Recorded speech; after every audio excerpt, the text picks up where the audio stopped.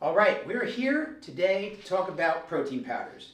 Kind of to demystify them a little bit and help everybody understand as consumers what protein powders you want to buy. So let's start with the number one question when you kind of come into this from a high level. What is protein? All right, for a lot of our BPI fans, this might be a little bit too basic, but for others, it'll help them understand. So protein is what's called a macronutrient, meaning it's one of the things you eat that has calories that gives your body the fuel it needs. So the macronutrients are proteins, fats, and carbohydrates. Interestingly enough, the word protein itself comes from the Greek word proteos, meaning of primary importance or first of rank. That's important for us because when you look at your macronutrients, the one you want to worry about first, in my opinion, is protein. All right, so I should add, protein is not just from protein powders. You get protein from meats, fish, eggs, obviously dairy, that's where the whey comes from. And you can also get it from some vegetable sources. But people like protein powders because you can get such a large concentration of protein without a lot of other macronutrients. So protein powders are definitely popular, and the fact that they're flavored good and taste like maybe an indulgent treat as opposed to a piece of chicken make them popular. So next question. Let's talk about protein powder. And there's a couple different levels of protein powder. We'll get into that. But the first thing you have to understand is this. The dairy industry is built around cheese more than anything. Now, we've all heard the childhood story, Little Miss Muffet sat on a tuffet eating her curds and whey. So, in big agriculture, you separate the curd from the whey of the milk. And this is done through an enzyme process that I don't want to even pretend to be smart enough to understand. So through this enzymatic process, the curd comes out. We all know what curd looks like if you've ever had cottage cheese. It's that lumpy part. And then in the cheese manufacturing process, you're left with this liquid. And in that liquid is whey protein, which people like to consume because it's very good tasting and good for you. But here's an interesting thing. In the old days, and I don't know if this is actually true, but I've always been told this, they would just take this liquid and it was just like a waste byproduct, and they'd water the fields with it or just dispose of it. Then as whey became more commercialized, people saw the value in it. But here's part of the challenge, and I have to read this because I want to make sure I'm getting the numbers right. In case you're wondering, there's about 4 to 6 grams of protein per liter of this fluid, per liter, which means 720 pounds, which by my math is about 90 gallons of the byproduct liquid from cheese manufacturing would be needed to make a 5-pound tub of protein. So if you want to conceptualize that just to think of the processing that's needed, that's cool to do.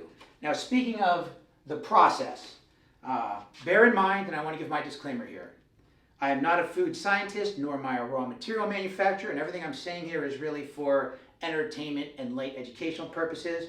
And I would also say, give me the grace of about a 10% margin of error on everything. But with that said, they take this liquid, it needs pasteurization, I guess that kills off bacteria and stuff.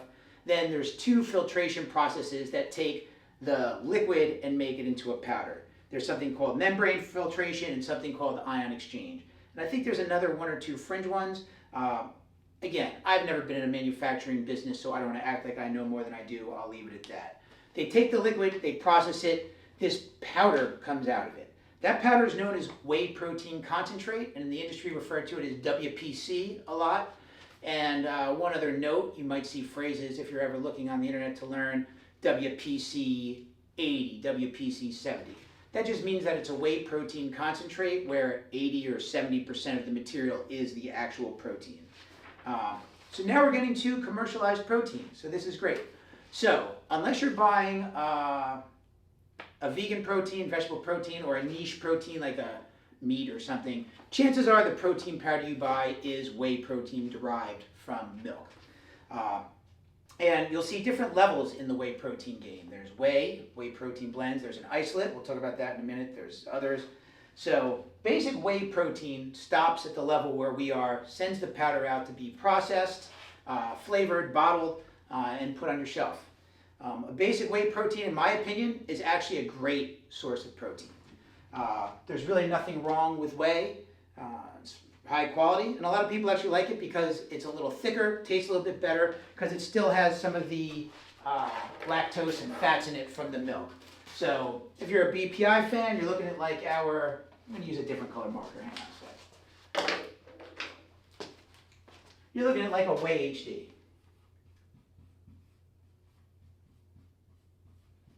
Again, taste is good, quality is pretty decent, and value's there. Okay, you with me now? So when you're at your shelf at the I almost said the liquor store, at the store looking at the different proteins, the next thing you'll see is an isolate protein. I'm going to skip for a second. So I'm going to read this so I kind of get it right. Isolate proteins take the whey protein concentrate, the powder, and run it through additional filtration systems to remove all the non-protein elements, or a lot of the non-protein elements, yielding a material that is generally higher in protein percentage and lower in calories, because lactose, fats, some other trace minerals, that's all taken out. People love isolate proteins. They say it might be more digestible if you have lactose issues. They also think that because there's a higher concentration of protein, you're actually getting a better value. I happen to love isolates. Again, I work in the industry, so I have access to, free supplements. So I'll always pick an ISO. Specifically, BPI has ISO HD. Now, in the commercialization of proteins, there's also protein blends. I mean, Optimum's gold standard is kind of the namesake of the protein blend. BPI, though, also has a wonderful protein, one of the best, actually named Best Protein.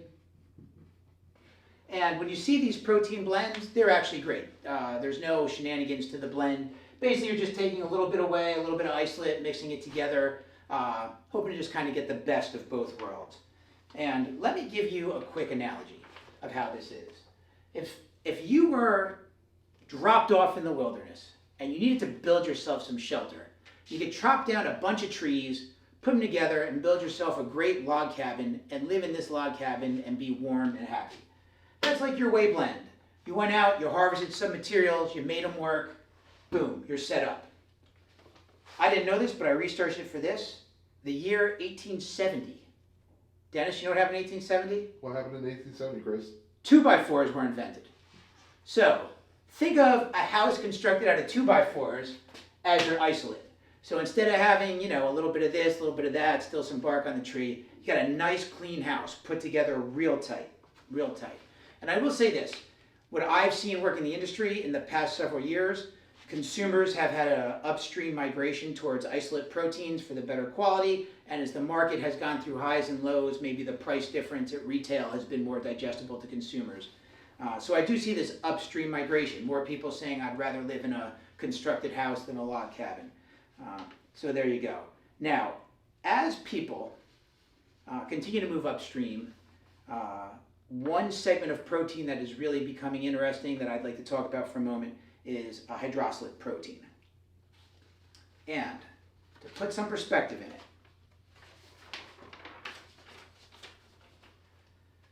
if this is a log cabin, this is a house made out of 2x4s, hydro is like your pimped out Miami penthouse with granite everywhere and every corner sharp and, glass tile on the wall. Super fancy.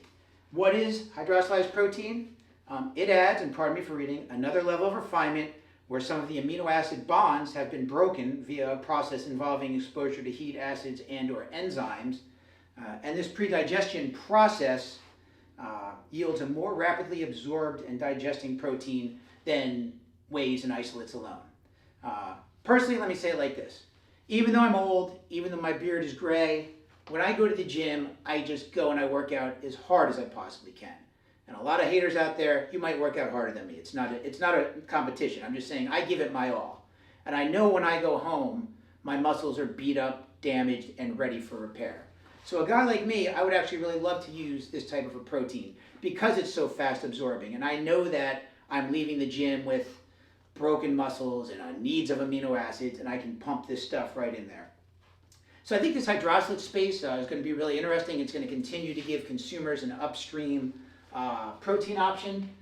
And what we're seeing, I actually found some market data. It's forecasted for about a 7 to 8% growth in in its share of the protein pie in the next 5 years. So, with all that said, what does it mean to consumers? Number one, it means this. If you're buying a protein powder from a trusted brand like BPI or any of our wonderful competitors, you're in for a good quality protein. If you're looking for a price point and an entry level, whey protein concentrates, WPCs, they're all great. There's really no risk. If you're looking for a more focused protein with higher protein count and less auxiliary items and less lactose, some even make a claim to be lactose free. We actually do not make that claim, but isos are inherently lower in lactose. You have isolates. You have a lot of really interesting blends that you can look at as well. Some bring better value, some bring better quality. It's really up to you.